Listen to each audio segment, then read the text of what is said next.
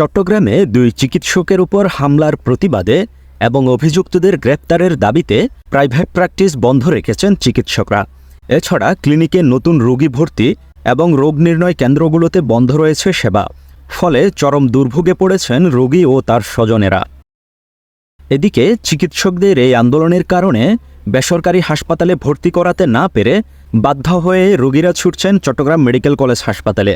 এতে মঙ্গলবার 23 এপ্রিল সকাল থেকে চমেক হাসপাতালে রোগীর উপচে পড়া ভিড়।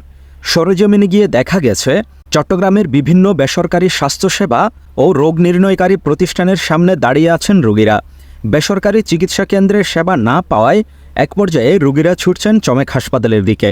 রোগীর চাপ বৃদ্ধি পাওয়ায় সেখানে গিয়েও সেবা পেতে চরম দুর্ভোগ পোহাতে হচ্ছে রোগী ও স্বজনদের।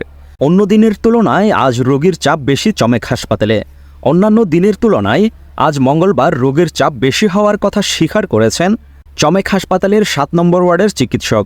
বেসরকারি হাসপাতাল বন্ধ থাকার কারণে সব রোগীরা চট্টগ্রাম মেডিকেল হাসপাতালের দিকে আসছেন।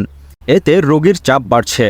অতিরিক্ত চাপের কারণে রোগীরা চমেক হাসপাতালে পর্যাপ্ত চিকিৎসা ও সেবা পাচ্ছেন না বলে অভিযোগ জানিয়েছেন অনেক রোগীর স্বজন।